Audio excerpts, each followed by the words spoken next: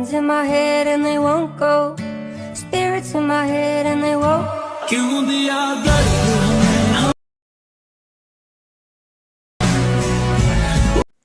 Hello नमस्ते everyone, तपाईले preview video हेरिसक्नु भएको छ। यस्तो प्रकारको भिडियो चाहिँ अहिले टिकटक भरि एकदमै ट्रेन्डिङमा रहेको छ। यो चाहिँ टिकटकबाट सजिलोसँग बनाउन मिल्छ। यसको लागि क्यापकट चाहिँदैन, त्यसैले सुरुमै तपाईँ जानुपर्ने हुन्छ टिकटकमा गएपछि तपाईले यस्तो प्रकारको भिडियो देख्नुभयो भने ठिकै छ। देख्नुभयो भने सर्च बारमा गएर हाम्रो युट्युब च्यानलको नाम सर्च गर्नुभयो भने तपाईले एउटा आइडी देखाउँछ, जो चाहिँ यो मेरै आइडी हो।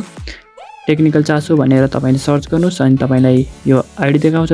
तपाईले यहाँ हेर्न सक्नुहुन्छ, यो भिडियो मैले हालेको छु। यो म्युजिक मन पर्छ भने तपाईले तल गोल आइकनमा क्लिक गरेर यसलाई एड टु फेभरेटमा राख्न सक्नुहुन्छ। यो म्युजिकलाई हैन भने यसलाई सिम्पली ब्याक गर्नुस्। त्यसपछि तपाईले त AI Manga लेखेको छ, त्यसमा मांगा लेखेको छ, त्यसमा क्लिक गर्नुस् अनि युज दिस इफेक्टमा क्लिक गर्नुस्। त्यसपछि तपाईलाई इफेक्टको ठाउँमा AI वाला इफेक्ट लिएर आउँछ। त्यो चाहिँ एकछिन टाइम लाग्छ त्यो आउनलाई।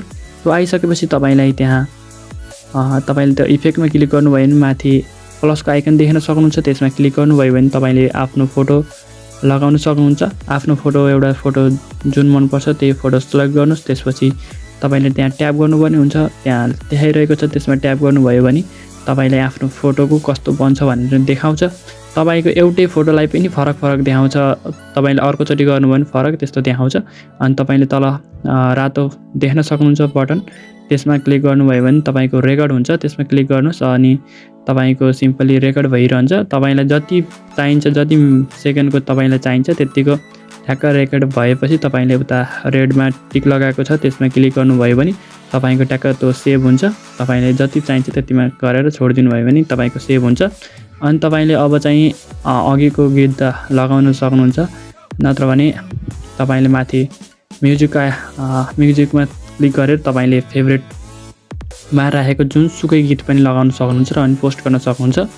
फेभरेटमा लगाउन चाहिँ सिम्पली म ब्याक गरेर एकचोटि देखाइदिन्छु। सिम्पली ब्याक गरेर तपाईले माथि म्युजिक देखाइरहेको छ, त्यसमा क्लिक गर्नुभयो भने फेभरेटमा राखेको तपाईले जुनसुकै छ त्यो चाहिँ तपाईले लगाउन सक्नुहुन्छ। ओरिजिनल साउन्ड यसको हुन्छ हुँदैन मैले हेरिनँ, मिलाएर लगाउन सक्नुहुन्छ।